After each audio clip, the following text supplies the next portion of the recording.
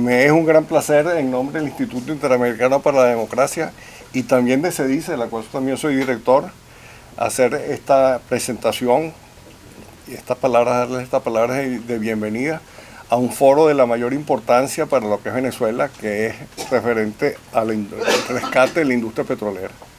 De hecho, el desastre de Venezuela, que es una cosa inenarrable y que probablemente sea mucho peor de lo que podemos imaginar, el único anclaje que tiene para poder de alguna manera salir es ver cómo la industria petrolera puede ayudar en eso.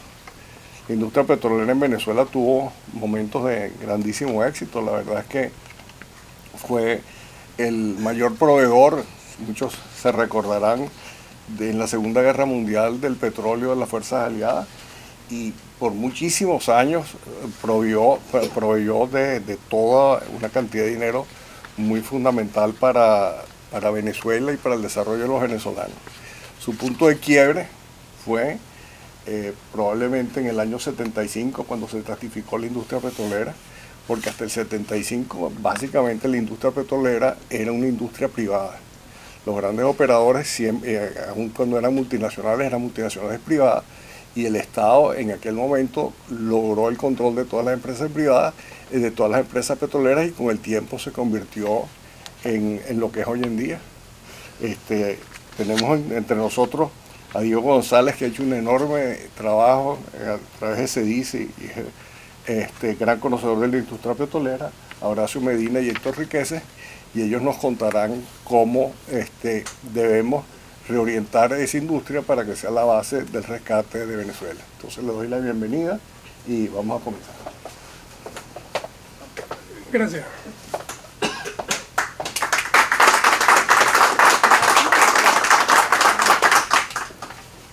Diego, permítame presentarlo. Adelante. Llegamos un poco tarde, pero esa sería la función del moderador. Buenas noches. Discúlpenme. Bueno, buenas noches con todos. Ya han escuchado a Oscar García la presentación del tema, la importancia de cómo rescatar la industria petrolera de Venezuela. Tenemos un panel de lujo esta noche y como orador principal a Diego González. El ingeniero Diego González Cruz ha sido coordinador del Centro de Energía de CEDICE Libertad y miembro de su consejo académico. Prestó servicios durante 38 años en la industria petrolera venezolana, en el Ministerio de Energía, asignado a la compañía Shell de Venezuela, Maraven S.A., filial de PDVSA, y PDVSA Corporativa y PDVSA Gas, donde ocupó posiciones gerenciales de exploración y producción, planificación y en aspectos regulatorios.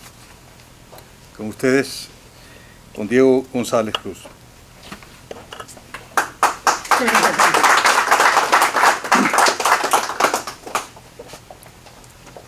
Primero, muchas gracias al Instituto por esta invitación para hacer una presentación que hemos hecho en CEDICE en muchas oportunidades, y es una propuesta de CEDICE Libertad para relanzar la industria petrolera. Lo que tenemos en la pantalla me lo solicitó Beatrice para poner en contexto la presentación. Yo voy a presentar unos resultados hasta el año 2014, que es cuando se tienen las últimas cifras oficiales del Ministerio, ahora de Petróleo, antes de Energía y Minas. Luego, a partir del año 2015, 16 y 17, Héctor Riqueses y Horacio Medina, cuando yo termine esta parte, ellos van a poner muy brevemente en contexto a la audiencia qué ha sucedido con la industria petrolera en estos últimos 3 años. Es importante en estas presentaciones utilizar cifras completamente oficiales. Por lo tanto, utilizo las cifras del informe de gestión de PDVSA y las cifras del informe del Ministerio de Energía, Petróleo y otros datos estadísticos. Venezuela ha pasado por todos los procesos para establecer la relación entre el propietario del recurso natural y los particulares. Desde la época de las concesiones, 100 años transcurrieron hasta 1975 con el proceso de estatización. Ya vamos a explicar por qué no fue una nacionalización como tal. En ese periodo surgió la figura de los contratos de servicio, para lo cual hubo que reformar la ley orgánica, la ley de hidrocarburos de la época, la de 1943, para el desarrollo del sur del lago. Se hizo una actividad muy elemental porque vino la nacionalización. Luego viene el periodo de los convenios operativos entre el año 1992 y 2007, para llegar a las asociaciones estratégicas y las asociaciones de explotación a riesgo y ganancia compartida, que fueron completamente exitosas. Cuando hablamos de las asociaciones nos referimos a las 4 asociaciones de la faja del Orinoco. Y a la apertura de empresas de exploración a riesgo y ganancia compartida, se otorgaron 8 bloques en esa ocasión y 3 fueron exitosos. Desde el punto de vista exploratorio fue un éxito, 37% de éxito. Luego viene este gobierno y con un decreto 5200 en el año 2007 elimina las asociaciones estratégicas y elimina las 3 asociaciones de exploración a riesgo y ganancia compartida y las convierte en empresas mixtas. No solamente que tuvieran carácter mixto, que ya estaba en la ley orgánica de hidrocarburos, pero la ley orgánica de hidrocarburos establecía que era 49% el sector privado y 51% el Estado, en representación de todos los venezolanos. Este decreto elevó el 51% al 60%. Y posteriormente se han ido trasladando las otras empresas mixtas para tener hasta el 60%, que es la situación donde estamos hoy. En el año 99, paralelamente, se promulga la Ley Orgánica de Hidrocarburos Gaseosos, una ley muy importante que cuando uno escucha el discurso del difunto, cuando promulgó esta ley, dijo textualmente que el Estado no iba a ocuparse de la industria del gas en Venezuela. Y así está establecido en su artículo 2. O sea, la industria del gas natural no está reservada al Estado venezolano. Y así se mantuvo cuando se promulgó la ley del 2001, que se modificó en el 2006. Esa es la historia corta de todo por donde hemos pasado. Aquí vemos cómo ocurrió el proceso de estatización. Desde las 14 empresas que existían al momento de la nacionalización, que decimos que no fue una nacionalización porque esas que están señaladas allí en rojo, la Talon, Mito Juan y las Mercedes, eran empresas de venezolanos. O sea, era una contradicción. Si era una nacionalización, ¿por qué se iban a nacionalizar 3 empresas de venezolanos? Entonces nosotros le llamamos estatización. Luego fue ocurriendo ese proceso de integración hasta llegar a las 3, como las llamamos corrientemente, las 3 VEN: Corpoven, Lagoven y Maraven. Y es a partir del año 98, hasta esa fecha donde estaban las 3 VEN, la casa matriz era un holding para manejar las 3 empresas que realizaban toda la actividad. Pero a partir del año 98, PDVSA deja de ser un holding y se convierte en una operadora más. Eso tiene otra historia que no vamos a contar en este momento. Lo más importante que ocurrió, que cambió la situación de Petróleo de Venezuela, fue que Petróleo de Venezuela cambió su misión. Cuando la encargan, que está señalada ahí en rojo, como dice el texto, la participación de PDVSA en el desarrollo social, e integral del país, contribuyendo activamente con el actual proceso de construcción del socialismo del siglo XXI. Y eso quedó establecido en esa nueva legislación. ¿Qué produjo esto? Que Petróleo de Venezuela, a partir de esa fecha, cuando ustedes abren las primeras páginas de los informes de gestión de PDVSA, se encuentran con estos grandes objetivos históricos, que para no fastidiarlos les voy a leer solamente el número 4 y el número 5, que los subrayo allí.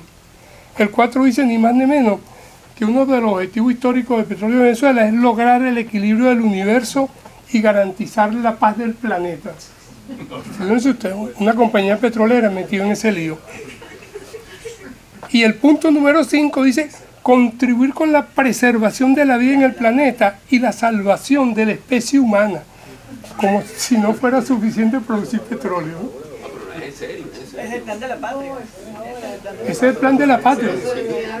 Ni más ni menos que queda recogido en los grandes objetivos históricos del petróleo de Venezuela. Todo esto que ustedes ven que estoy copiando allí es textual del informe de gestión de PDVSA, de cualquiera de los informes. Una industria, como sabemos, totalmente politizada. Antes hablábamos todavía de la PDVSA azul, ahora se habla de la roja rojita. Esto es impresionante. A cualquier oficina que ustedes vayan de Petróleo de Venezuela, eso es lo que se va a encontrar en los monitores, eso es lo que se va a encontrar en los diferentes pisos, en los frentes de las oficinas, en todas partes. Se politizó, no fue suficiente lo que ocurría en Venezuela, sino que fueron a los aspectos geopolíticos. Entonces PDVSA se involucra en Petroamérica, en Petrocaribe, en Petroandina, en Mercosur, en Petrosur y en la Comunidad de Naciones Andinas. Esto está tomado directamente de los informes de gestión de PDVSA. El más delicado de todo esto es Petrocaribe, que lo conforman 18 países. Y en cada uno de estos países, Petróleo de Venezuela tiene una oficina. Pueden ustedes imaginar qué hace una oficina de esa en Uruguay o en Paraguay, en cualquier parte. Son oficinas que están representando físicamente a la política del gobierno. Llegó a los Estados Unidos esa situación. Esto está en los informes de gestión. Le puse el de referencia el de 2013, páginas 193 y 194. Ahí se ve claramente todos los estados de aquí de la Unión, 25 en total, incluidos Nueva York y New Jersey, que recibieron ayuda de Petróleo de Venezuela. Se beneficiaron más de 373.000 personas, más de 49.000 indigentes que ocupaban 204 refugios para darle calefacción. Se gastó en esa gracia 72 millones de litros de combustible solamente para calefacción. Eso le costó a PDVSA 58 millones de dólares. Se entregaron un promedio a 68.000 familias de $395 por familia pobre. $240 para las familias indígenas de 55 tribus que se ubicaron en los diferentes estados. Y $581 a familias en Alaska. O sea, más benefactores no podíamos haber sido. Y ahí se le responde a don Luis Herrera Camping cuando preguntaba que dónde estaban los reales. O sea, parte de todo ese dinero, de esa corrupción, se fue a esos lugares. Este es un detalle que no es para que lo vean, pero ya en 14 años, en la época de ese informe 2014, ya se habían gastado más de 233.000 millones de dólares en misiones y otros programas de asistencia social. ¿Y cuál es el resultado? Que la pobreza no ha disminuido. Esas misiones servirían para otra cosa. Ahí se ven los detalles, que hay aporte a 35 misiones y otros programas parecidos, cerca de 150.000 millones de dólares. Y al Fonden y al Fondespa, que eran organismos financieros, PDVSA le dio la bicoca de 85.000 millones de dólares hasta el año 2014. Perdonen, esta presentación, Beatriz, va a estar a la orden de todos los que la requieran. O sea, todos los que confirmaron que les vamos a mandar la presentación. Sí. De todas maneras la vamos a colgar en la página web para que la puedan consultar los que no vinieron. Y al final yo le voy a dar mi dirección email para enviarle cualquier información adicional. ¿En cuántos años fueron estas cantidades? Eso comenzó en el 2002, 14 años. las misiones. 14, dije. Sí. No, 2014. 14 años. Ya eso va a explicar Horacio y Héctor, ya eso pasa de 300.000 millones de dólares. Sí, más de 300.000. En esta época eran 233. Vean ustedes una demostración fácil de que la empresa está hipertrofiada. Cuando uno abre cualquier informe de gestión de PDVSA, vemos en sus organigramas, como señalado ahí en rojo, como hay comité operativo para el sector no petrolero, ahí entra de todo. Hay un comité que es una dirección de proyectos y viviendas. Y hay una dirección, un comité para la infraestructura para el suministro de combustibles a plantas eléctricas. O sea, no hallamos en qué meternos. Y más delicado aún, cuando vamos a otro organigrama, ahí les resalto yo en rojo algo que se llama PDVSA industrial. Además de toda esta hipertrofia que vemos. ¿Qué es PDVSA industrial? PDVSA industrial es la bicoca de 118 empresas industriales, las cuales maneja PDVSA. Y se jactaba en el informe que en el año 2000 eran apenas 19 y ya para el 2014 tenían 118. Uno no sabe si eso siguió creciendo. Y cuando ustedes ven el detalle, solamente vean los nombres de algunas que yo escogí al azar. Reciclaje Cuba Venezuela, Fábrica de Bloques, Tejas y Ladrillos Pedro Zaraza, Pilotes y Losas Bicentenario, Complejo Industrial Moderno Libertadores de América, Venezolana Socialista de Plásticos, Empresa Nacional de Textiles y Plásticos, Guardian del Alba, Empresa Nacional Salinera. Esas están entre las 118. Ustedes ven cada nombre y eso es impresionante. Entonces pueden imaginar a qué se están dedicando ese gran número de personal. Que es lo que provoca esta hipertrofia desde el punto de vista laboral. Una empresa que tenía apenas 40.000 y tantos trabajadores en 1998, para el año 2014 tenía 152.000.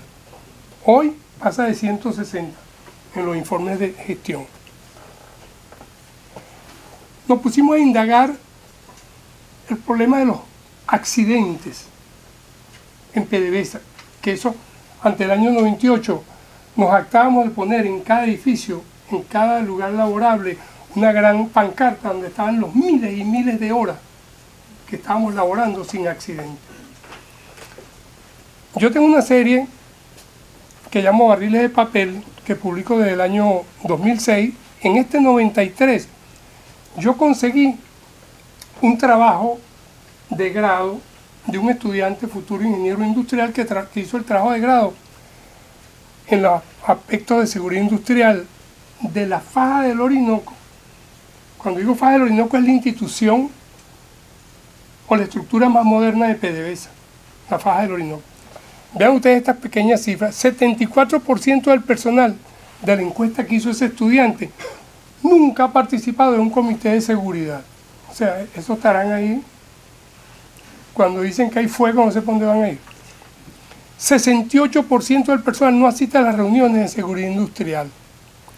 El 57% del personal afirma que está parcialmente o no formado para ejercer funciones en su trabajo.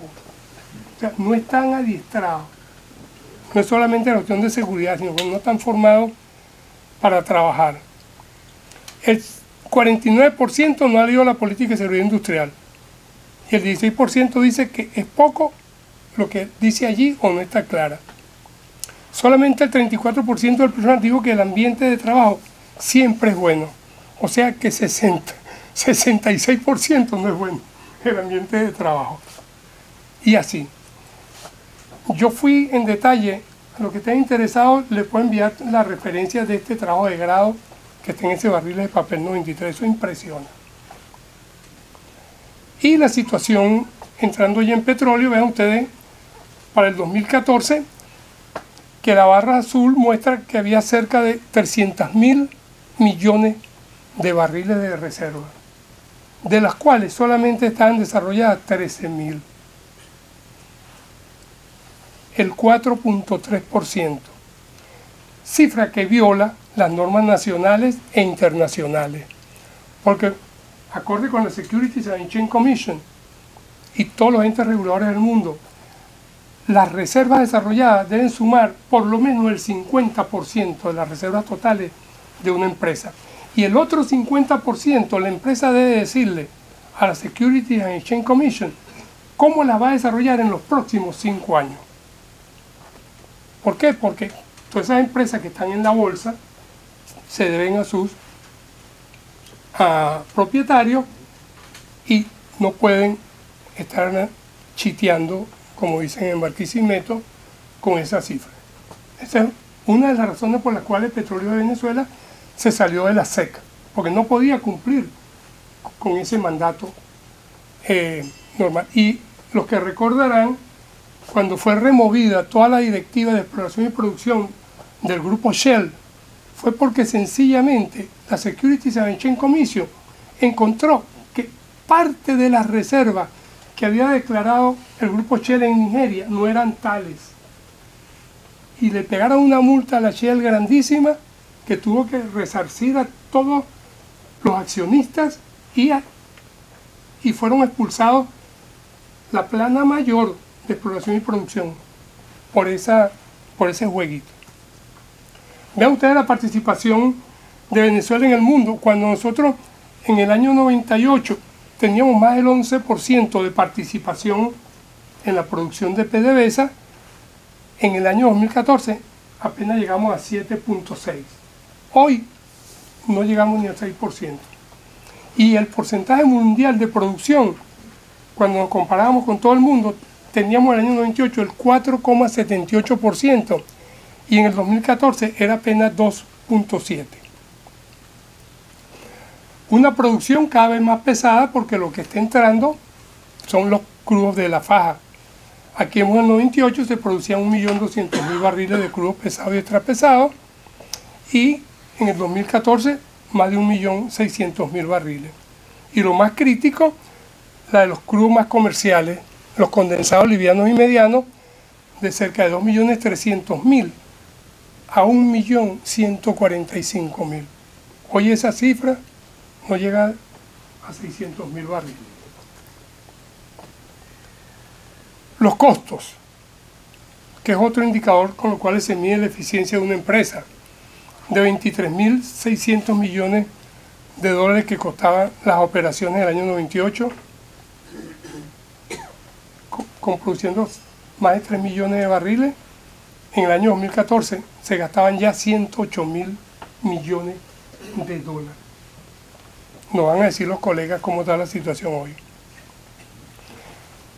El informe de gestión de PDVSA presenta también por tipo de crudo todas las empresas mixtas que participan en esas producciones. Hay un distingo. Esas empresas no presentan informes de gestión porque Petróleo de Venezuela se los tiene prohibido. Y si nosotros somos todos accionistas de Petróleo de Venezuela, yo tendría derecho a saber en qué está gastando los reales Total y el grupo Eni o Repsol o cualquiera. No, Petróleo de Venezuela les prohibió a ellos publicar los informes de gestión. Entonces uno en el fondo no sabe cómo se están comportando esas empresas ni qué están realizando. Y lo más triste es que si aparecen los informes de gestión, cuánto producen las empresas mixtas. Eso no lo pueden ocultar porque con eso es que le pagan a ellos el porcentaje que les toca. Y la producción es menor, mucho menor que la que había en el 2006, cuando se estatizaron varias de esas empresas. El problema que nos llevamos tanto la boca con la soberanía y la transparencia. Yo también encontré esta información, que hay 63 campos que se entregaron a dedo, sin licitación, a empresas petroleras de Argentina, Brasil, Cuba, Uruguay, Ecuador, China, Irán, Arabia Saudita, Vietnam, Belarus, Angola y Sudáfrica. Uno va a los informes posteriores, a la fecha en que se entregaron las mejores campos petroleros para la época. Y la mayoría continúan, dice Petróleo de Venezuela, en estudio y evaluación. Uno dice, bueno, ¿qué van a estudiar? No está ninguna produciendo. Y aquí está el parque temático energético más grande del mundo, como lo nombré yo, donde ahí está pasando de todo. Y la famosa producción temprana no aparece. Estos eran los regalos para los visitantes, como me dijo a mí la profesora Marta Colomina en una entrevista. Me dijo, Diego, esa faja del Orinoco como que es una torta, todo el que viene le da un pedazo. Entonces ustedes ven allí los nombres más inverosímiles de empresas y empresitas que están en la faja del Orinoco haciendo qué. Oficialmente están contabilizando, cuantificando reservas. Figúrate tú, todavía. Ok, voy a terminar con las actividades financieras, los pasivos aumentando de 15.700 millones a más de 137.000. La deuda, que era apenas 6.279 millones en el año 98, ya en el 2014 en libro estaba cerca de los 40.000 millones. Hoy eso está cerca de los 41.000 millones de dólares. La relación deuda-patrimonio del 35% pasó al 51%.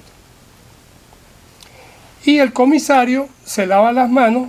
Al final, cuando se presenta el informe, siempre tiene que firmarlo un comisario. En esta ocasión fue el señor Hermía Ferrer. Y él dice que todo lo que él vio en ese informe está bien, porque todo lo que se hizo fue efectuado con apego al segundo Plan Socialista de Desarrollo Económico y Social de la Nación, el Plan de la Patria. Y como la empresa está cumpliendo su misión, todo está bien hecho. Y aquí, en aquella época, estaban todos esos en PDVSA, el fiscal nos ahorró el trabajo, porque la mayoría de estos o están detenidos o están siendo solicitados por las autoridades venezolanas. Aquí está detenido Eulogio del Pino, ya está solicitado Rafael Ramírez, etcétera, etcétera. Ok. Entonces voy a darle unos minutos a Horacio y a Héctor Riqueses para ver si nos pueden poner cómo ha transcurrido la historia de PDVSA en estos últimos 3 años, adicional a esto.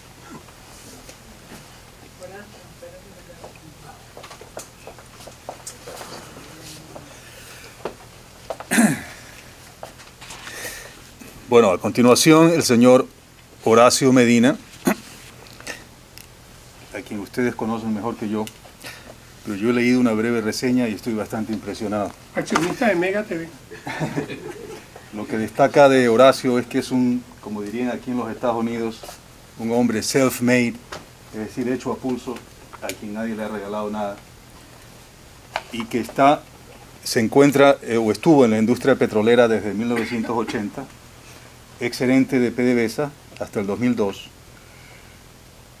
Tiene una frase que la he encontrado aquí, la voy a citar porque me parece muy interesante y lo describe. Él dijo en una entrevista lo siguiente: la gallina de los huevos de oro nunca cacareó cuando puso un huevo, se refiere a la industria petrolera. Fue una empresa del primer mundo en el tercer mundo. Horacio manifiesta interés por lo social, por su entorno social, preocupación y también por el entorno político, y así resulta ser un crítico y activista político para quien los partidos políticos resultaban muy importantes. Actualmente es representante de la MUD en Miami, ha sido presidente del Centro de Estudiantes de la Escuela de Petróleo, de la Sociedad Venezolana de Ingenieros de Petróleo, y también ha manifestado en una entrevista su animadversión a los militares en la política. Y ha descrito muy bien, él seguro lo va a explicar con toda seguridad, lo que pasó en Venezuela a partir de que se comenzó a, iba a decir, negociar petróleo con Cuba, pero realmente a regalar petróleo a Cuba, porque nunca pagaron un solo barril de petróleo. Seguramente Horacio lo va a explicar eso en detalle.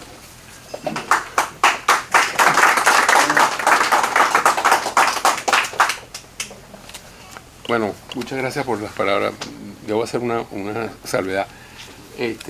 La MUD hace ya algún tiempo que no existe acá. Efectivamente, fui secretario ejecutivo adjunto y secretario ejecutivo de la MUD en su momento.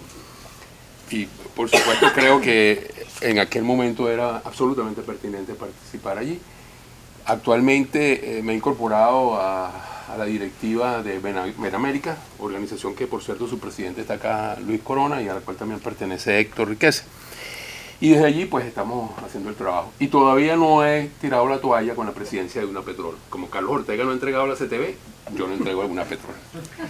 No, es que no han hecho elecciones. Hasta que no haya elecciones autorizadas por el CNE, pues no podemos dejar acéfalo ese tipo de cosas. Bueno, yo voy a tratar de comentar un poco lo que dijo Diego y hablar un poquito sobre lo que, desde mi punto de vista, está por venir, ¿no? Porvenir es algo, una palabra demasiado suave, porque no hay ningún porvenir.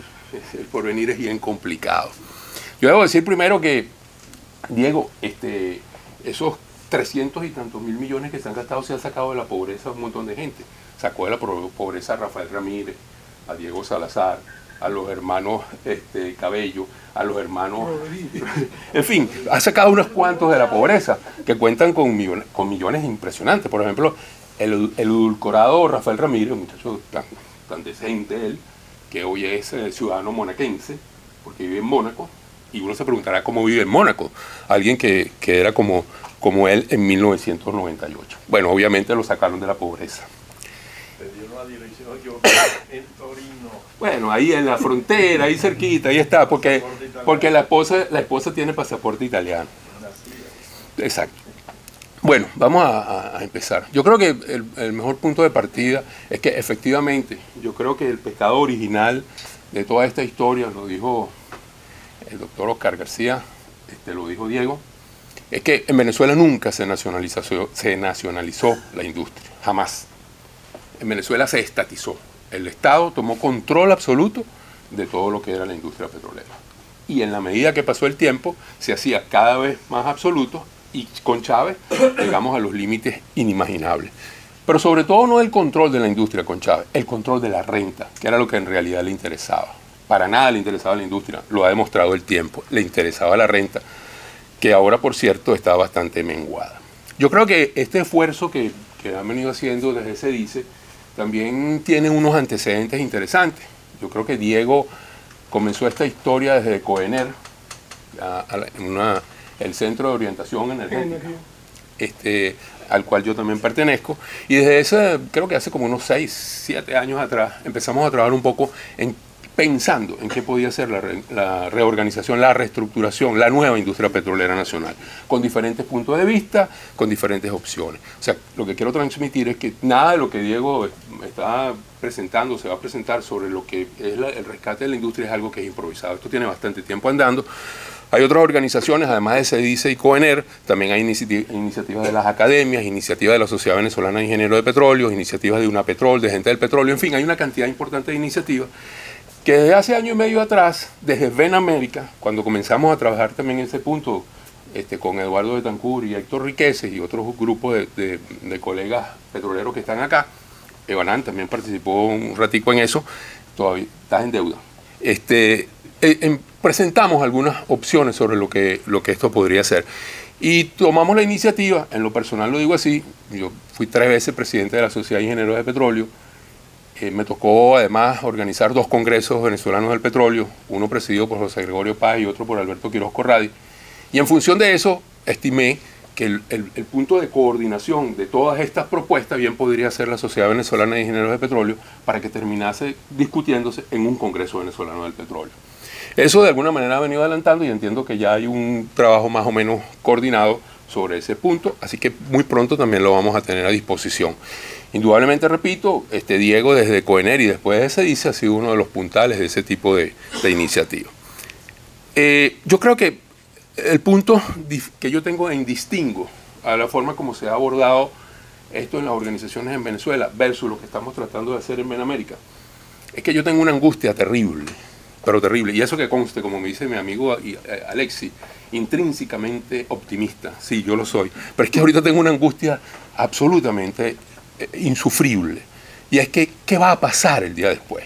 ¿Qué va a pasar cuando le digan, Sadi Villani, tú eres el nuevo presidente de PDVSA, ¿qué vas a hacer? Quiero que me digas ya qué vas a hacer. Va a encontrar una empresa que no existe, colapsada, una anarquía total, no tiene recursos, no hay personal para trabajar. En fin, es una situación absoluta y totalmente diferente a la que encontramos en 1975 y 96.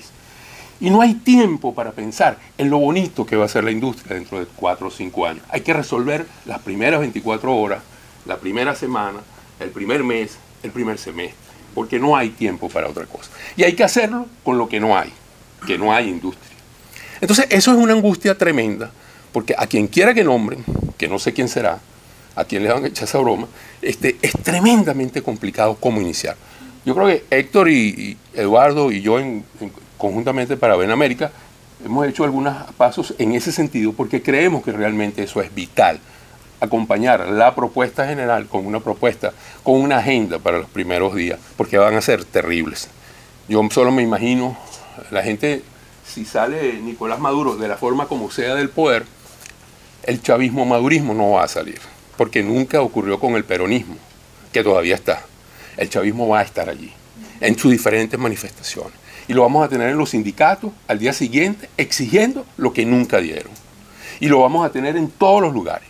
Y eso va a ser un problema terrible, que hay que estar preparado para eso.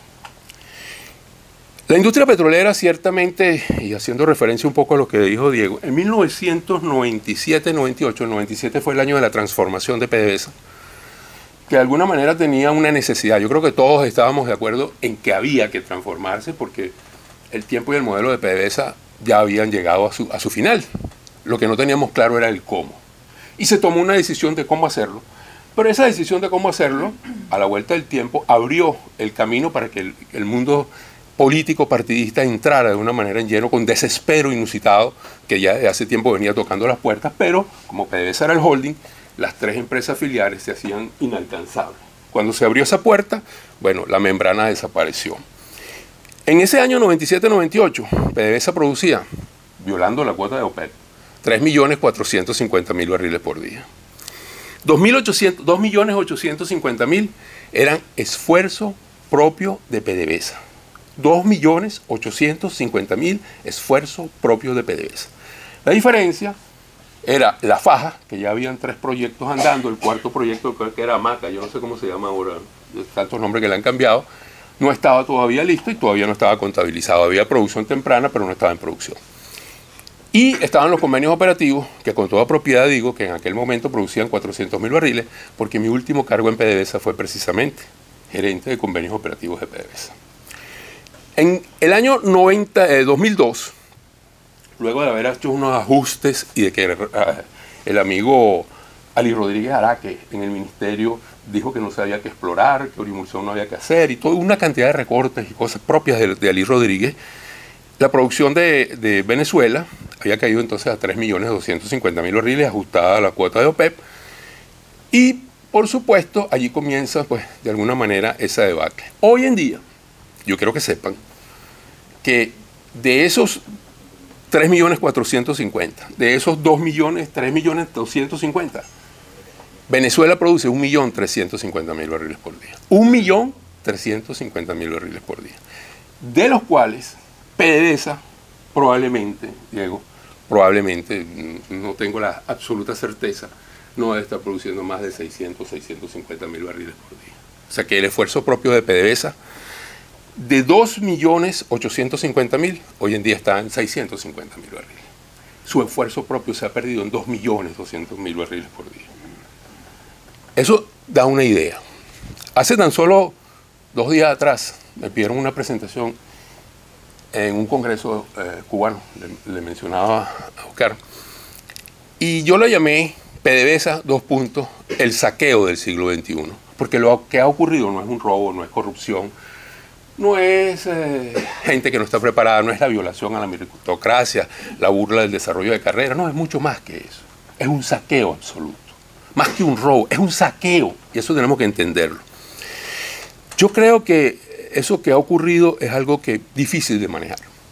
Y adicional a lo que decía Diego, con esas empresas y esos nombres que ustedes escucharon, yo quiero contarles que en la administración pública hay 980 empresas de producción social. 980 empresas que dependen de los ministerios. 980 que tienen 980 juntas directivas, 980 motorizados, 980 de lo que ustedes quieran. Y eso es un terrible problema que tampoco veo cómo lo vamos a solucionar en el corto plazo. En definitiva, tenemos que ver dos cosas, lo mencionaba Oscar en su introducción. El problema de la estatización de la industria, un pecado original. El del Banco Central, el millardito, ustedes se acuerdan, dame un millardito, Massa Zavala, no sé. Bueno, ahí empezó la segunda parte de este cuento. Y Chávez, por si acaso alguna gente no lo recuerda, manejaba el presupuesto nacional a través del Fonden, directamente él, a su discreción. ¿Y cómo era eso? Bueno, si cuando el precio estaba en $100, el presupuesto se construía en base a la producción por $50. Y la otra producción, por los otros $50, lo manejaba directamente Chávez. Entonces, toda esa cantidad de dinero que se ha repartido y se repartió a diestra y siniestra alrededor del mundo para empresas terroristas de Palestina, etc., donde ustedes quieran, todo eso definitivamente lo hizo con ese Fonden. Y ese es otro de los puntos de desangre de la historia de Venezuela. Yo creo que en el año 2000, cuando estaba Héctor Chavaldini, tú también mencionaste algo de eso de los empleados. A mí me tocó, bueno, no sé, Chavaldini, él no me caía bien, yo le caía bien a Chavaldini, entonces me tomaba en consideración, además que mi jefe era persona non grata en la presidencia de PDVSA, él ya era el presidente, y nos mandó a hacer un estudio sobre los 43.500 trabajadores que había en PDVSA, porque él tenía la sospecha de que sobraba. Bueno, en ese momento nosotros hicimos ese estudio con la gente de recursos humanos y se llegó a la conclusión de que sobraban 12.500. O sea, de los 43.500, habían 12.500 que eran prescindibles. Chavaldini no se planteó votar a la gente, porque es igual. Hoy en día nosotros no nos podemos proponer en llegar a votar a la gente. Eso no tiene sentido. Propuso algunas cuestiones, las cajitas felices, propuso las jubilaciones tempranas, las asignaciones, y todo eso bajo un plan que me parecía, a mi modo de ver las cosas, bastante honesto. Entonces, una empresa que en el año 2000 producía alrededor de los 3.250.000, quizás un poquito más todavía, le sobraban 12.500 de 43.000, o sea que con 30.000 trabajadores podía hacerlo. Pues bien, 160.000 para una producción de 1.350.000 es lo que hay hoy en día. Entonces, la magnitud del desastre tiene que medirse en esa concepción. Y solo para finalizar, porque si no ya me pasaron un papelito porque yo me encadeno, me perdona. Hay una cosa importante. Tenemos que comprender, yo no creo que sea posible rescatar. Yo creo que hay que definitivamente concebir una nueva industria de los hidrocarburos en Venezuela. Tiene que ser algo nuevo, diferente. Con Diego he hablado muchas veces, ojalá que pudiéramos privatizar todo eso, pero yo no lo veo viable políticamente. La palabra privatizar en el ADN político venezolano no entra. Participación del capital privado, nacional e internacional, tiene que ser una bandera de frente. Y además que no hay otra alternativa, no hay opción para que no sea así. Entonces la concepción tiene que ser muy clara, porque además, si nosotros no tenemos el apoyo de la Fuerza Armada Nacional para garantizar la seguridad de las instalaciones y del personal, si nosotros no tenemos una conversación seria con los dirigencias sindicales, si nosotros no tenemos un acercamiento claro con las fuentes de financiamiento internacional, Banco Central, Fondo Monetario, etcétera, etcétera, de nada va a valer lo que nos planteemos. Y aquellos que estén pensando que a la vuelta de 2 años vamos a producir 3 millones de barriles, yo les digo sencillamente, no malgasten su tiempo en eso. O sea, eso es imposible. No es que yo no quiera, es que físicamente es imposible. Ustedes recuerdan las fotos aquellas de las lanchas y todo ese desastre cuando expropió en el 2009, todo expropiese. No hay apoyo logístico, no existe apoyo logístico, no hay taladros, no hay gente preparada, no se puede hacer eso. Bueno, podemos nombrar muchas cosas, pero es que si no me van a tirar piedra. El punto es que hay que ponerse claro y serios en esto. Hay que hablarle serio al país. Sí es posible y sí podemos lograr mejoras en los próximos 6 meses, porque cualquier cosa que hagamos va a ser mejor de lo que está ocurriendo y se va a notar. ¿Y estamos dispuestos a hacerlo? Sí, eso lo va a decir Héctor. Estamos dispuestos a hacerlo. Hay gente dispuesta y lo vamos a hacer. Pero aquellos que piensan que el país va a poder vivir de la industria petrolera otra vez, pueden irse olvidando desde ahora, porque eso no es posible. Gracias.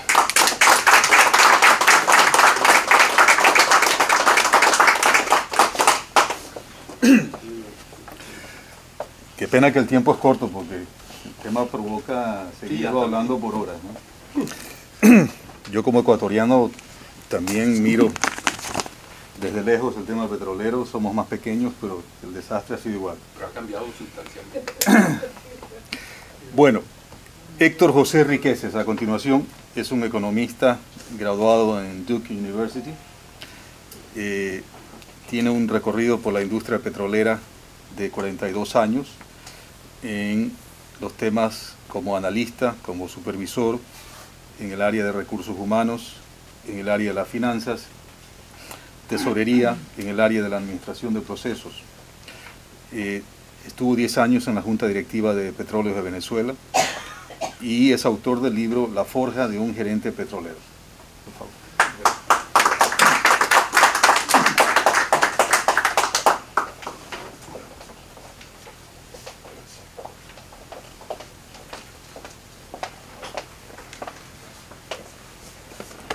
Muchas gracias por la presentación y muchas gracias por el tiempo de ustedes, la invitación del instituto. En Benamérica compartimos esa angustia que mencionó Horacio. O sea, verdaderamente los primeros días, las primeras semanas, los primeros meses. Y hemos pensado que es importante tener algo bien diseñado para ese momento, desde aquí. Y hemos estado trabajando en prepararnos para ese inicio de la transición. Pero apenas haya un cambio político en Venezuela, empieza un periodo de transición donde las primeras semanas son críticas y donde estamos conscientes que vamos a conseguir un ambiente hostil, o sea, de pocos amigos, total confrontación, un ambiente conflictivo donde las ideas y acciones van a estar totalmente encontradas, desconocedor, verdaderamente incompetencia, ignorancia técnica, falso, donde la realidad es diferente a lo que se dice, a lo que se informa, y algo que nos preocupa mucho, ausentismo laboral de alto nivel.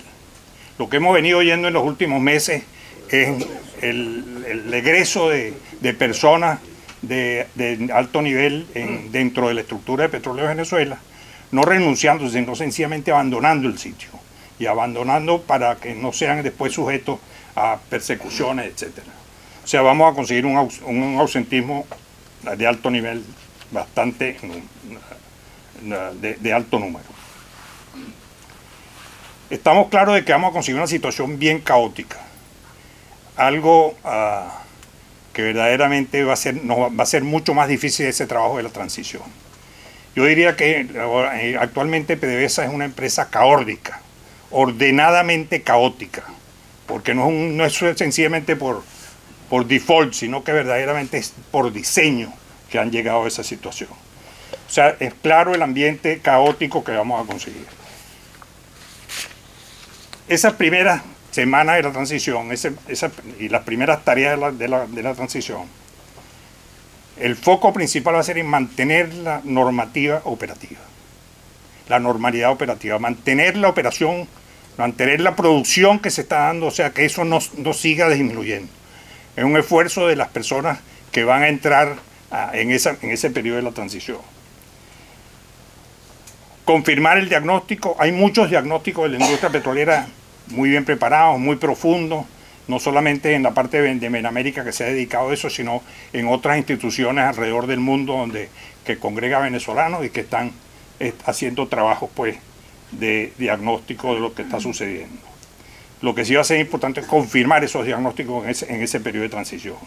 Tomar las primeras medidas correctivas, también durante esos primeros 6 meses, y luego dotar a la nueva estructura de la industria, independientemente de cuál va a ser esa nueva estructura. Y ya la gente de Cedice y Covener han estado trabajando mucho en esto. Va a ser bien necesario de que alguien reciba la industria petrolera, antes de verdaderamente dotar la nueva estructura que está todavía en materia de diseño y de futura aprobación. O sea, hay un periodo en que va a ser necesario recibir la industria, pasivos y activos y personal, etc. Esa primera semana, esos primeros meses, es lo que llamamos pues el inicio de la transición. La industria que vamos a conseguir, como ya se dijo, está produciendo alrededor de 1.300.000 barriles y tiene, de acuerdo con el informe anual de PDVSA del 2016, 145.000 empleados. Rápidamente una radiografía de esos 145.000 empleados. En negocios y filiales verdaderamente petroleras son 115.000 que están asignados. Y filiales no petroleras, 30.000. O sea, hay 30.000 dentro de Petróleo de Venezuela, 30.000 empleados que están dedicados a actividades que no tienen nada que ver con la industria petrolera.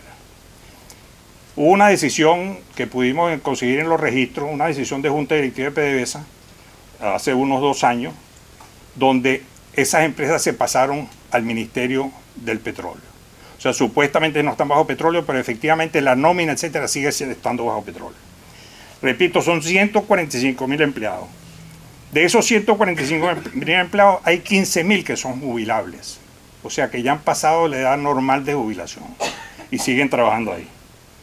Pero un dato importante es que menos de 110.000 tienen menos de 19 años de servicio. O sea, de los 145.000, hay 110.000 trabajadores que fueron empleados bajo criterios y principios y valores más relacionados con la revolución que con producir petróleo. Esta parte es importante porque con esa gente es que nos vamos a conseguir y con esta gente es que vamos a tener que empezar a trabajar.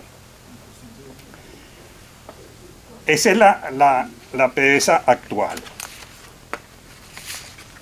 Benamérica ha estado trabajando en cuál sería la estrategia adecuada para aplicar en esos primeros días con respecto a la gente, con respecto al recurso humano. Y favorecemos una estrategia que es trabajar con base a posiciones claves. Aunque no vamos a conseguir una organización caótica, hemos podido identificar un número de posiciones clave. Posiciones clave en el argot de la gente que trabaja con estructura y organización son aquellas posiciones que deben ser realizadas, desempeñadas por personal que tiene la autoridad y el conocimiento para tomar decisiones que pueden afectar los estados de ganancias y pérdidas, el balance general y las operaciones. O sea, son posiciones que verdaderamente son la gente que toma decisiones, aunque todos son importantes dentro de una empresa, toda empresa tiene un número de posiciones clave. Gente que decide, toma decisiones y afecta los estados financieros o las operaciones y producción de la empresa. En PDVSA, en la PDVSA actual, en la PDVSA caótica que mencionaba, hemos identificado 111 posiciones clave. Esos son números que todavía mantenemos fluctuantes porque sigue cambiando, hay nuevas empresas o algunas empresas que se eliminan, etcétera, pero es alrededor de los 111 posiciones clave. La propuesta que tenemos es que nosotros tengamos en Benamérica nombre y apellido y cédula de identidad de suficientes personas conocedoras, con experiencia, dispuestas a ocupar esas posiciones claves por un periodo mínimo de 6 meses. en esa transición. No solamente las 111 posiciones, sino que para esas 111 posiciones haya una persona experta, una persona nueva al lado de ese experto y un sustituto para ese experto, o sea, 3 personas para esa posición. Son 111 posiciones clave que hemos identificado.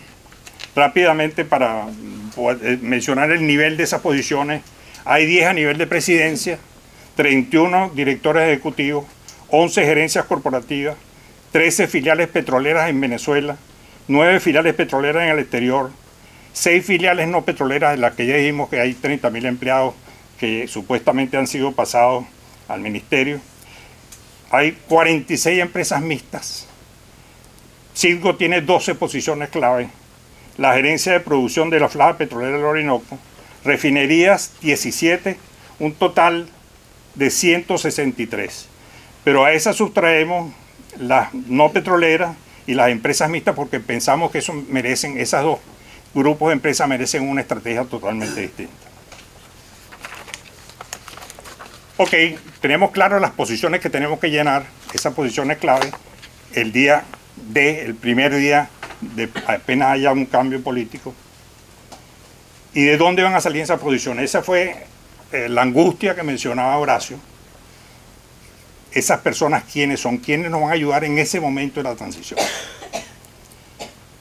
Nosotros fuimos a los récords que tenía PDVSA hasta el año 2002. En el año 2002 se despidieron de los 1.230 ejecutivos que habían, o sea, de nivel ejecutivo, nivel de gerencia, nómina mayor, gerencia que llamamos y dirección, habían 1.230 y de eso fueron despedidos 726.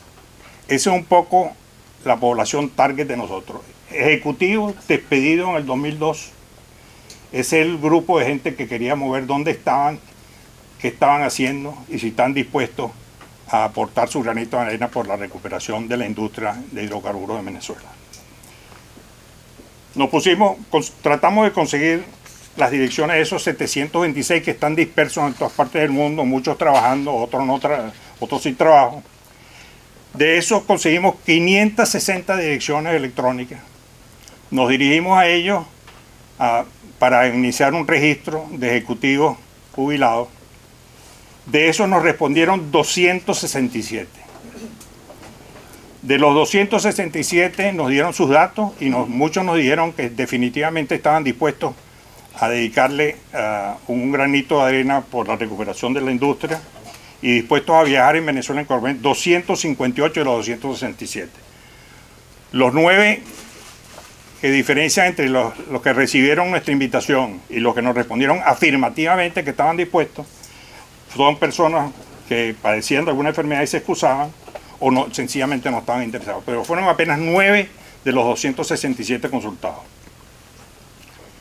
Repito, hay 258 dispuestos a ocupar las 111 posiciones, siempre y cuando se den las condiciones de seguridad, las condiciones políticas y las condiciones de trabajo adecuadas para ellos poder trasladarse a Venezuela y dedicarle 6 meses a ocupar esas posiciones clave que van a recibir de los actuales ocupantes todo lo que es los pasivos, los activos, los procedimientos, los documentos, etcétera, de esa organización caótica que es PDVSA hoy. Lo interesante de esa población dispuesta a colaborar con el restablecimiento de la industria, están bien distribuidos en la cadena de valor de la industria petrolera, o sea, no están acumulados en ninguna actividad específica. Rápidamente voy con los números. La cadena de valor de la industria, que empieza con el desarrollo de negocios, o sea, la parte de planificación, hay 11 que están dispuestos a trabajar en eso. En exploración hay 28, en explotación hay 33, en manufactura 34, en mercadeo 23.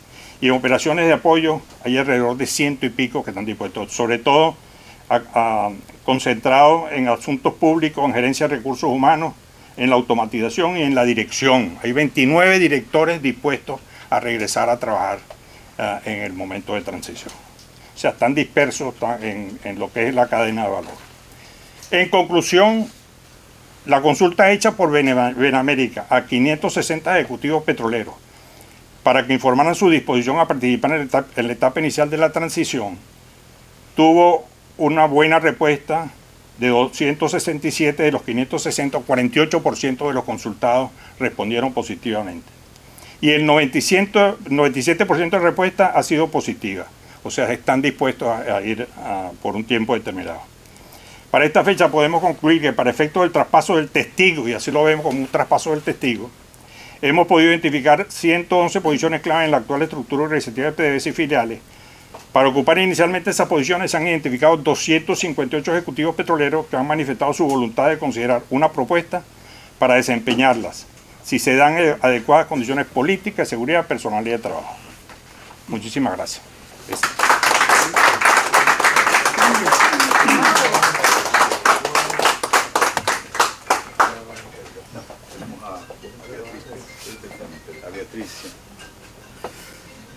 Bueno, a continuación tenemos a Beatriz Rangel, mi compañera en el directorio del Inter-American Institute for Democracy, donde ella además es un pilar.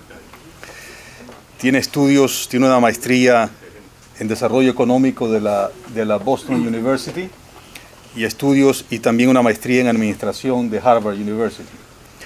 Ha sido exministro de la Secretaría de la Presidencia en Venezuela y también ex jefe de estrategias corporativas del Grupo Cisneros.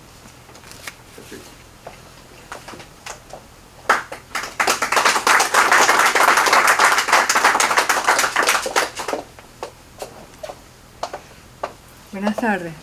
Bueno, en primer lugar, como miembro de la Junta Directiva del Inter-American Institute for Democracy, le quiero dar la bienvenida a CEDICE, que es el Centro de Reflexión Libertaria de mayor peso intelectual en Venezuela, y Ágora, que reúne a todos aquellos que buscan el establecimiento del Estado de Derecho y la libertad en Venezuela y en el mundo. Gracias por estar con nosotros. Gracias, CEDICE. Esperamos que este primer evento sea preludio de muchos más que podamos realizar juntos aquí en la ciudad de Miami. En segundo lugar, agradezco la presencia de Oscar García Mendoza y de Marcel Feró, colegas de la Junta Directiva del Inter-American Institute for Democracy, que se han destacado en el caso de Oscar por la divulgación del pensamiento libertario, aún a costa de su propia tranquilidad personal y la de su familia. Y en el caso de Marcel, por su aguerrida defensa de los prisioneros políticos en el Ecuador.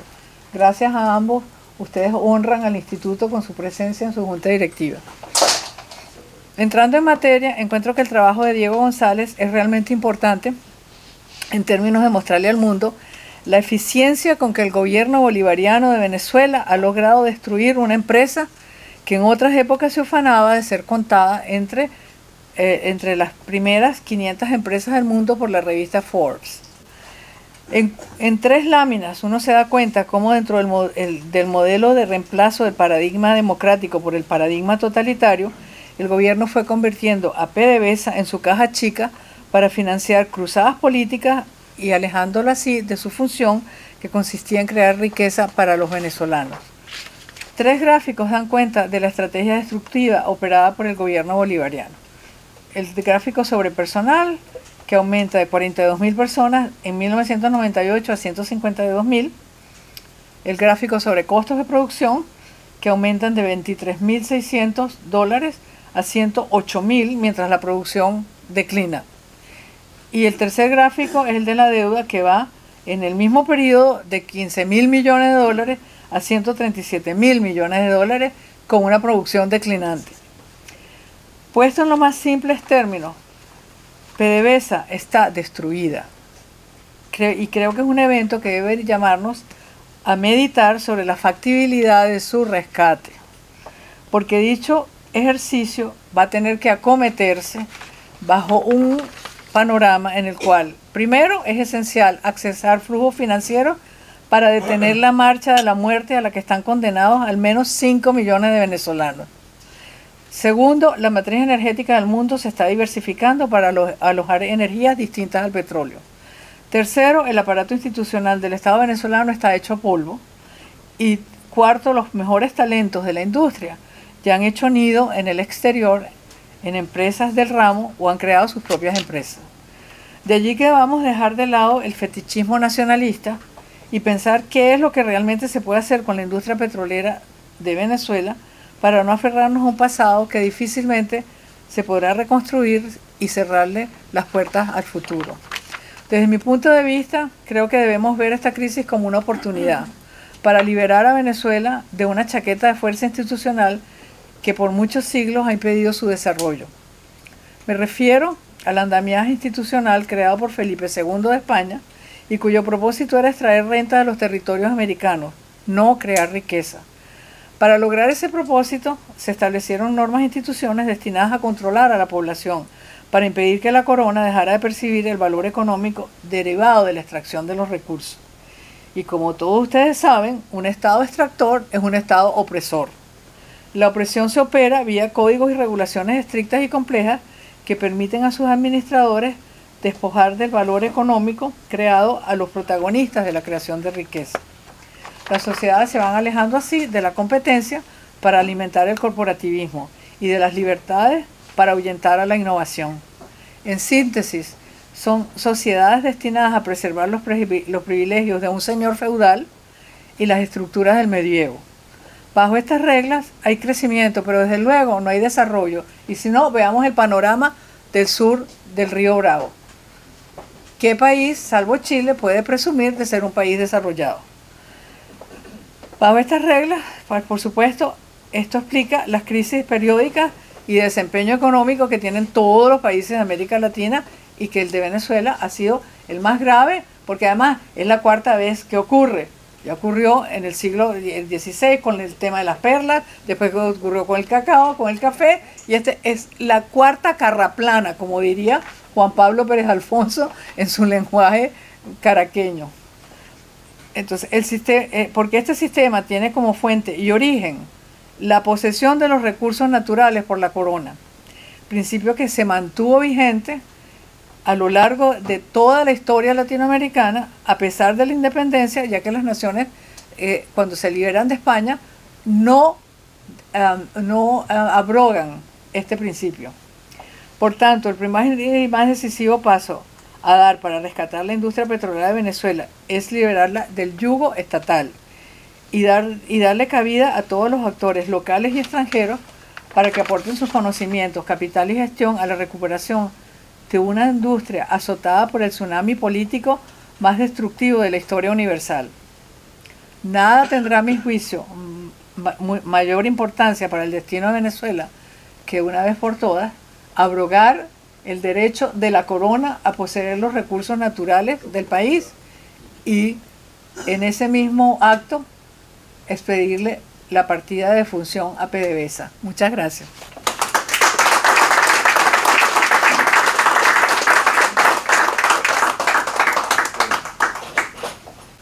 Muy bien. Un segundito, esto es muy rápido, esta parte de el resumen de... Por favor, ¿se está viendo ahí algo? Sí, sí, sí. ¿Se ve claro? Sí. Ok. Este es un trabajo, que se publicó en CEDICE con este título, Cómo rescatar la industria petrolera nacional, en español, y se va a editar muy pronto en inglés. Se lo vamos a hacer llegar a todos. Y esta presentación es un resumen de ese trabajo de más de 40 páginas que hemos dictado en varias universidades, en la Asamblea Nacional, en la Comisión Permanente de Energía, etc. Como toda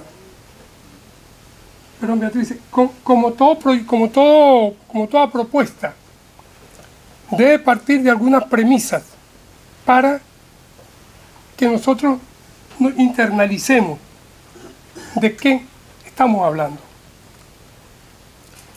La pregunta es obvia, como venezolanos, ¿qué queremos? Yo creo que nosotros queremos o debemos querer una Venezuela competitiva, una Venezuela sustentable. Por lo tanto, hablando desde el punto de vista de petróleo exclusivamente, porque habría que hablar de todos los otros recursos, hay que sacarle el máximo provecho a lo que llamamos la ventana del petróleo. ¿Qué es la ventana del petróleo? Sencillamente, la energía en el mundo está distribuida entre los hidrocarburos fósiles y los renovables. Y hoy por hoy, la porción de esa torta energética, aquí señalo yo, cuando ustedes reciban esto pueden ver los detalles, organizaciones como la OPEP, el grupo Shell, ExxonMobil, BP, la EIA, la IEA y Statoil, entre otros pronosticadores, ubican hoy al petróleo entre un 29 y un 34% de participación en esa torta. Y todos hacen sus prognosis hasta el año 2040 y la bajan de 29 a 23%. Fíjense ustedes. Y los más optimistas, que siguen pensando en petróleo, de 34 a 32. Esa es la ventana del petróleo. Entonces, en la vida de un país, estamos en el año 2018, el año 2040 no es nada. No es nada, está ahí enfrente. Entonces, ¿qué tiene que hacer Venezuela? Y la propuesta, ver cómo nos insertamos en ese porcentaje, en esos ciento y tantos millones alrededor de 110 millones de barriles que va a consumir el mundo de petróleo, va a continuar consumiéndolo. ¿Cómo nos insertamos en esa torta? Insisto, las soluciones necesitan mucha voluntad política. Si no hay voluntad política, mira, aquí no pasa nada. La propuesta de Benamérica, la propuesta de SEDICE, la propuesta de COENER,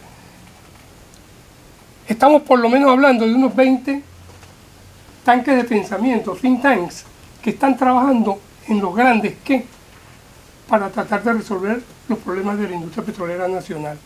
Pero al final eso va a caer, porque la decisión la toman los políticos. ¿Quiénes son los miembros de la Asamblea? ¿Quiénes son los ministros? ¿Quiénes son los jueces? ¿Quiénes son los Tribunal Supremo de Justicia? Los políticos. Entonces, perdón, tiene que haber voluntad política, tiene que haber libertades políticas, eso es muy importante, libertades civiles, libertad económica.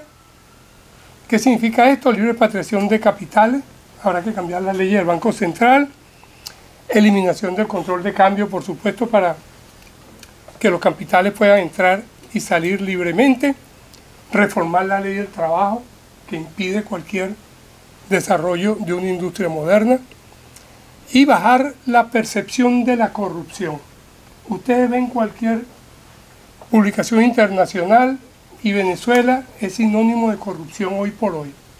Entonces eso hay que reducirlo para resolver cualquier propuesta. Y por supuesto, haber un Estado de Derecho. Por eso yo digo que todo va a depender marcadamente de los grupos de interés, de los factores de poder y de las llamadas élites, entre comillas, que en Venezuela no tenemos élites como hay en Colombia, Ecuador o Chile o Perú. Aquí en Venezuela hay otras cosas.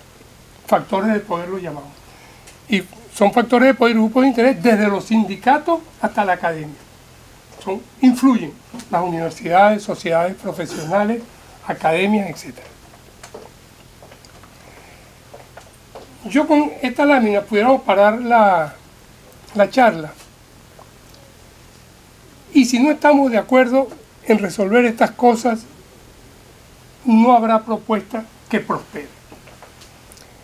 Hay unos paradigmas que están en los genes, en el ADN de los venezolanos y más de toda nuestra clase política. Es que todos los recursos naturales son estratégicos. Eso empezó con el petróleo, cuando hablábamos de la guerra mundial que nos habló Carl. Muy bien, el petróleo era estratégico. Hoy hay más de 100 países que producen petróleo. Hay más de 70 países que exportan petróleo. Y cuando el boom de hoy de las shales, de las lutitas de Estados Unidos, se propague al resto del mundo, va a sobrar petróleo. Hoy nada más hay en Estados Unidos y un poquito en Argentina. Colombia ya va a empezar, Inglaterra ya está dando una ronda, en México se está empezando, pero eso va a inundar el mercado. Y un petróleo de primera, completamente limpio y de gran calidad. El petróleo de la shale, de la lutita. Entonces, eso es que los recursos naturales son estratégicos, eso hay que cambiarlo en la mentalidad del político. Segundo, a ver si les suena, que las industrias son básicas. Nosotros comenzamos con las industrias básicas de Guayana, se los compraba, pero hoy son básicas las industrias de yuca, de teja, de aire acondicionado, todo es básico. Y son sinónimos de soberanía e independencia. O sea, eso no se puede tocar. Y los últimos 20 años tienen el remoquete y no hay ley que no lo tenga, que son para el desarrollo social. Entonces, el corolario equivocado es que como eso es así, deben ser manejadas por el Estado. Que no estaba hablando, hemos estado hablando del famoso Estado totalitario venezolano. ¿Por qué? Porque los particulares no somos de confiar. Una pequeña diferencia.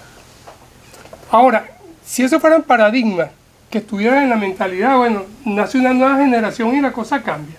Y otra y otra y otra.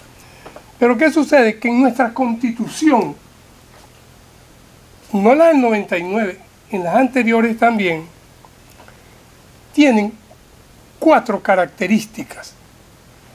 Primero, son centralistas. Ustedes van a tumbar una mata de coco en Sucre y eso se ríe por las leyes y el ministerio que está en Caracas, y que venía a Caracas a arreglar la situación. Y si vamos a una piedra en el Táchira, o van a quitar unos mogotes en Barinas, todo lo resuelve el centralismo. O sea, no hay un gobierno como los que conocemos aquí. ¿Qué le importa a Florida o a Texas o a California qué pasa en Washington? Ese estado, Virginia, donde está ubicada la capital, eso no es problema de un californiano ni de un tejano. Bien, gracias. Segundo, lo más difícil, somos una sociedad presidencialista. Todo pasa al final por la mano del presidente de la República. Y nos han dicho a nosotros, esto que estamos hablando, que hemos hablado en SEDICE, en COENER y en la academia, mire, todo esto que ustedes están haciendo es una pérdida de tiempo, porque aquí se va a hacer lo que decida el presidente de la República que se monte. Entonces, esa situación hay que cambiarla, porque el presidente de la República no puede decidir sobre toda la industria del país. Es estatista, ya lo sabemos, en lo político y lo empresarial. Populista. Le voy a contar una anécdota muy corta. En COENER tuvimos una política para acercarnos a los partidos políticos para darles todas estas historias. Y no estamos hablando con los sindicalistas de los partidos políticos. Estamos hablando con las comisiones de profesionales y técnicos y sus directivas. Yo personalmente, como presidente de COENER, fui a DEA, COPEI, a Un Nuevo Tiempo, a Primero Justicia, Voluntad Popular, todo. Algunos de ellos habían sido alumnos míos en el IESA y en la Universidad Simón Bolívar, en los posgrados. Y después que le explicamos todo este problema en la situación de la industria petrolera nacional y las propuestas para relanzarla, y le hablamos de por qué había que cambiar los precios de la gasolina, de los combustibles, de la seguridad energética, todo eso. ¿Ustedes saben cuál fue la respuesta? Y no sé si se pusieron de acuerdo en los partidos. Nos decían, profesor, eso está muy bien, pero eso no da voto. Entonces, nosotros dijimos, bueno, si lo que da voto es instalar tanques azules en las casas y limpiar los escalones e inaugurar patios de bolas criollas, bueno, bienvenido sea. Porque nuestra clase política, el populismo, los tiene amarrados. Y en quinto lugar, es partidista. ¿Por qué es partidista? Vaya cualquiera de ustedes, mayores de edad, de este domicilio, y todos pueden aspirar a ser diputados. ¿Qué sucede? Que le van a preguntar qué partido te representa a ti, de qué tarjeta, quién te va a inscribir a ti. Entonces, si estas cosas no se resuelven, no habrá propuesta que valga. Voy a continuar con esto, y esto lo vimos. Nosotros tenemos una propuesta concreta para terminar, que es la figura de los Production Sharing Agreement, que son los contratos de producción, de forma tal que el dueño del recurso natural no tenga que poner nada. Porque hoy por hoy, todos estos contratos que hemos visto tienen la figura del Profit Sharing Agreement. O sea que tú corres con parte del CAPEX, con parte del OPEX, las inversiones y los gastos, y luego la ganancia se distribuye. Mientras que el Production Sharing Agreement no se cuenta con eso nadie. Adicionalmente, existe la figura que también hemos probado en Venezuela, que son los contratos BOT, que el particular construye, opera y después de un tiempo se lo transfiere al dueño del recurso. Y los BOO, donde él se queda con la infraestructura. Esto va a haber que hacerlo con todos los sistemas aquí de terminales, de oleoductos, de gasoductos, etcétera, porque todo eso está en el suelo. Eso hay que verlo con otra figura. Aquí está un ejemplo, en los países 370 contratos se han firmado. Eduardo. No tengo que mover el carro. Figuro. Ok, las propuestas están en el desarrollo de las reservas convencionales. Vamos a olvidarnos de la faja del Orinoco, que también tiene su solución. Pero solamente con las reservas tradicionales, que suman cerca de 41.000 millones de barriles, apenas están desarrolladas 8.900. O sea, hay todo un mundo ahí para desarrollarla. El promedio mundial está cerca del 50%, como les dije yo. Y esta es la propuesta que nosotros hacemos. Como ustedes ven un mapa de petrolero de Venezuela, las áreas producidas ineficientemente por petróleo de Venezuela y donde están todos los pozos inactivos, están rodeadas de empresas mixtas.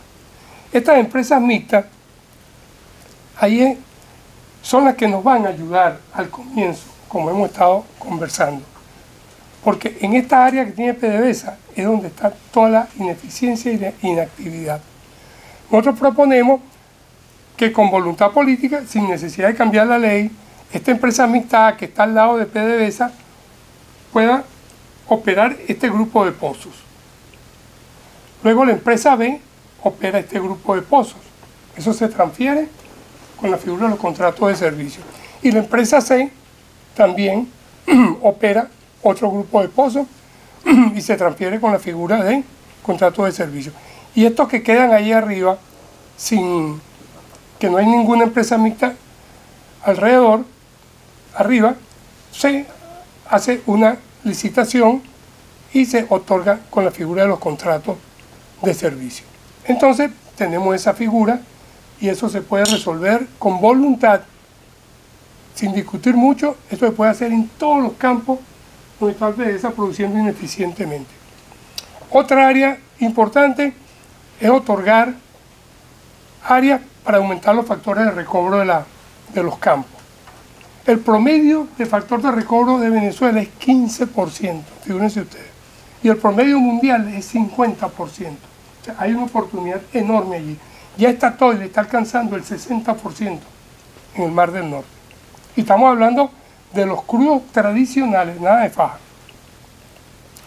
La faja del Orinoco tiene 13 métodos de producción. Los estudiosos van a recibir la presentación y hay 5 procesos de comercialización.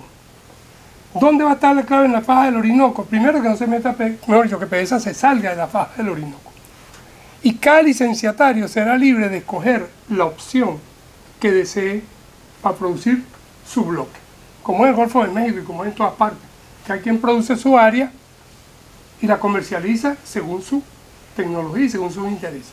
Eso se puede hacer con la faja del Orinoco. Que cada licenciatario sea libre de escoger su opción, cómo producirla y cómo comercializarla. El gas natural, no voy a ir en detalle, tiene muchísimas más oportunidades porque está mucho menos las áreas que tienen gas en Venezuela, menos desarrollada todavía que el petróleo. Nada más 18% en Occidente, 0% lo que es costa afuera, 21% en Oriente y 14% entre Barinas y Apure. Eso está completamente para ser desarrollado y con la ley orgánica de hidrocarburos actuales, porque no hay más. Aquí están los detalles. Lo mismo del mercado interno, muchas oportunidades para empresas venezolanas. Esto llevaría más tiempo porque es exploración, pero sí pueden comenzar a desarrollarse campos a partir de 5 años. Y habría muchas más empresas petroleras. Aquí está, se lo dejo, una referencia de todas las empresas que están desarrollando las empresas mixtas. Y esta es la propuesta institucional. Crear un Ministerio de Energía moderno, una Comisión Nacional de Energía y un ente regulador que haga todas las funciones de lo que hace hoy el Ministerio de Energía, que los ministerios modernos no hacen nada de eso. Entonces quedaría ese ente regulador controlando a PDVSA y a la industria privada. El ente regulador le pide estas áreas a PDVSA y PDVSA las licita y hace rondas.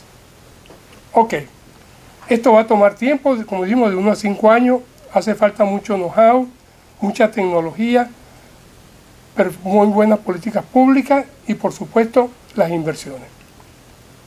Y termino aquí, que si nosotros no reaccionamos, vamos a encontrar una industria petrolera de esta manera, en el último estado. Muchas gracias y vamos a tener unos minutos para conversar. ¿Tienen preguntas? Muchas gracias.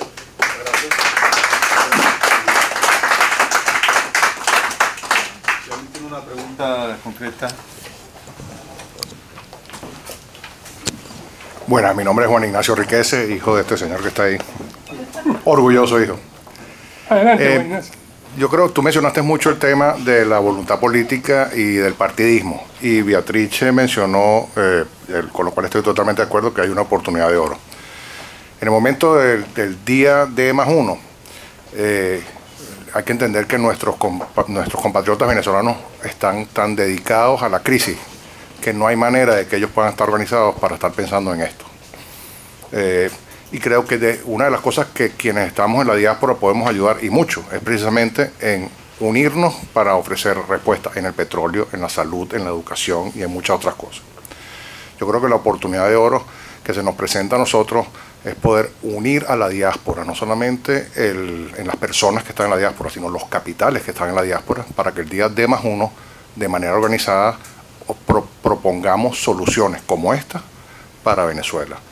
Y creo que va a ser muy oportuno esas ofertas para que los partidos políticos, que siempre van a ser necesarios, pues entiendan de que van a tener que negociar con la sociedad civil esquemas de menor presidencialismo, menor populismo y un cambio radical en la manera como se distribuye el poder en el país. Y nosotros, la sociedad civil, vamos a tener que participar para que nuestros próximos políticos no tengan las libertades o libertinajes con que actuaron, porque esos polvos trajeron estos lodos.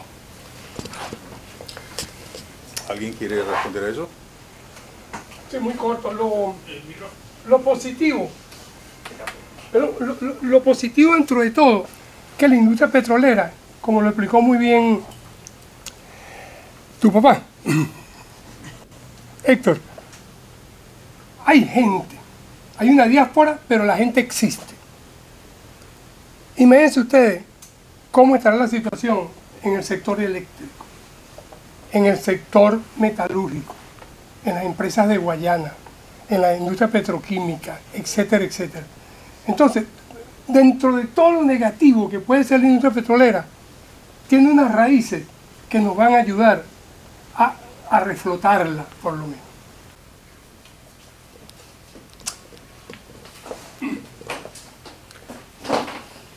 Gracias.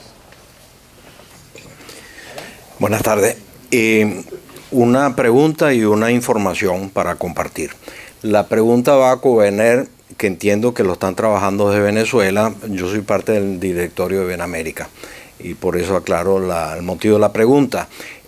Así como se ha adelantado muchísimo en identificar soluciones personales, etcétera, en la industria petrolera, que representa el 25% según las cifras aproximadas del total de la energía, ¿qué se está haciendo en Covener en Venezuela para identificar los recursos y las soluciones en el sector de energía eléctrica que está igualmente destruido como tantos otros. Esa es la pregunta, pero también una información. Tú hablas de romper los íconos, de cambiar, etcétera, y pones una expectativa de 5 años. Hay que tener cuidado con eso. Y una vivencia mía, cuando cayó el muro de Berlín, yo estaba trabajando en Siemens. Y le pregunto yo a un alemán cómo ven ellos la caída del muro y la unión de las dos Alemanias. Él me dice, esto es materia de 3 generaciones. Si vamos a romper los íconos, como dice Beatrice, que vienen íconos de hace 500 años y comparto ese criterio, y si vamos a hacer un cambio estructural de una idea quizás socialista que está en el ADN de los venezolanos, de los políticos y que ya no tiene vigencia, si vamos a romper esos íconos, son 3 generaciones, entonces hay que tener cuidado con esos 5 años, es solamente un comentario. Lo otro es la energía eléctrica. Muy bien. Gracias. Me permite desde Coener. Yo como su fundador y fui presidente durante 2 años, desafortunadamente somos cerca de 150 miembros en Coener. Hay varios aquí que son miembros de Coener. Y no hemos ocupado, primero, el tema institucional. Tenemos inclusive, porque lo primero. O sea, si no hay leyes, si no hay las reglas claras, aquí no va a llegar a Venezuela $1. Entonces no hemos ocupado de preparar los borradores para crear un ministerio de energía moderno, como es la Secretaría de Energía de los Estados Unidos, para poner un ejemplo facilito. En segundo lugar, tenemos también la propuesta de ley para crear el Centro de Energía Nacional, o sea, donde confluyen todos los sectores que participan en el negocio de la energía, desde academia hasta compañías de servicio, la banca, etc. El mejor ejemplo también está en los Estados Unidos con el National Petroleum Council, fundado en el año 46 por el presidente Truman, que lo conforman 182 instituciones, ahí hay de todo. Y también tenemos lista el borrador de la ley que crea el ente regulador, como existe hoy con la reforma energética de México, como el de ANP de Brasil, como la ANH de Colombia, etc. Eso es desde el punto de vista institucional. Y en lo otro que está trabajando Coener bastante es en el centro de manufactura, el COMAF. Tenemos un centro de manufactura donde hemos avanzado muchísimo y hemos realizado más de 70 reuniones, porque si el petróleo no se refina, no sirve para nada. Sabemos que las refinerías venezolanas están en el suelo, eso hay que levantarlo, porque no se trata de producir el petróleo para exportarlo. Lo más importante es la seguridad energética, y de ahí viene la manufactura. Y la manufactura son tanto las refinerías como los mejoradores, como las plantas de procesamiento del gas natural, que es donde sale el gas de tubería, el metano, y es donde sale el gas de bombona, el propano. O sea, si no hay gas por tubería, no hay propano y no hay combustible, diésel y fuel, no hay electricidad. Y si no hay electricidad, no hay país. Entonces, en eso es que está trabajando Coener. Y lo del tiempo, ponemos de 1 a 5 años, porque en el primer año, como dije yo, tú puedes hacer cosas con los convenios operativos, con las empresas mixtas, pero hemos hablado con ellos y ellos pueden encargarse de todo esto, y la producción se le varía. No va a subir a 3 millones, pero sí se van a ir ganando miles y miles y miles. Y 5 años es para comenzar a ver luz en los proyectos de exploración, que son los más difíciles. Los proyectos de gas, en 3 años tú puedes tener redes de gas en todo el país. Aumentar el factor de recobro, eso es cuestión de sentarse los equipos de, ¿cómo se llaman? Los dineros de yacimiento, los estudios integrados. Los estudios integrados. Muy bien, si hubiera una pregunta más. Yo quería decir algo. Creo que estamos en víspera de cerrar el capítulo del modelo rentista, si lo sabemos aprovechar. Lo que no puede ser es que vamos a reflotar la industria para seguir siendo un modelo rentista. Por eso la afirmación de Beatriz es pertinente. De la crisis, la oportunidad. Creo que hay muchas ideas. Yo vengo del Zulia, cuna del petróleo. Yo nací en un campo petrolero. Hoy el Zulia no aparece en la producción. Ha sido desplazada. 360.000. Sí, de 2 millones. ¿Cuánto? 300.000, 400.000. Menos de 400. Y hoy un derrame petrolero tiene una mancha, el lago de más de 20 kilómetros y no ha habido una afirmación, una autoridad que haya dado la cara. Nosotros, cuando estábamos en la alcaldía, fuimos víctimas de ese cambio que ustedes estaban señalando, porque al convertirse en la soberanía energética, entonces las empresas dejaron de pagarle impuestos a las alcaldías. Y eran fuente de ingreso importante. Las alcaldías tenían fuente de ingreso y las gobernaciones LAE y FIDES. Entonces, un modelo nuevo, un modelo económico, un modelo petrolero, con las premisas que ustedes han señalado.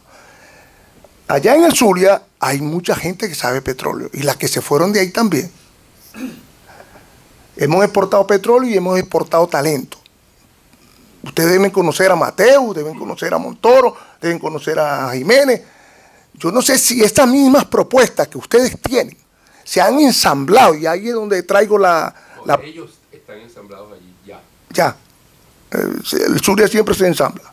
Claro. Ustedes se deben ensamblar al Zulia, la vaina.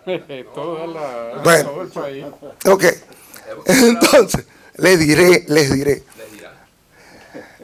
Entonces, ¿qué digo yo con esto? Que ese modelo económico, así como si los técnicos y los tecnócratas o los expertos en materia petrolera están ya de acuerdo, para que haya voluntad política tienen que primero ponerse de acuerdo los técnicos.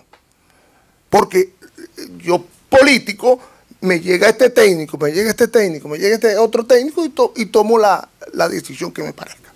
Pero si los técnicos se ponen de acuerdo y hacen un solo plan, y ese es el plan que van a venderle a los políticos, a ver quién es el que queda. Mientras tanto, tenemos que salir de eso, porque no hay modelo económico si no hay cambio político. Muchas gracias. Te respondo rápido. Hoy por hoy... ¿Un comentario? Cerramos. No, para que comente. No, aquí cerramos. Hoy por hoy tenemos un grupo que llamamos el G2, que es el grupo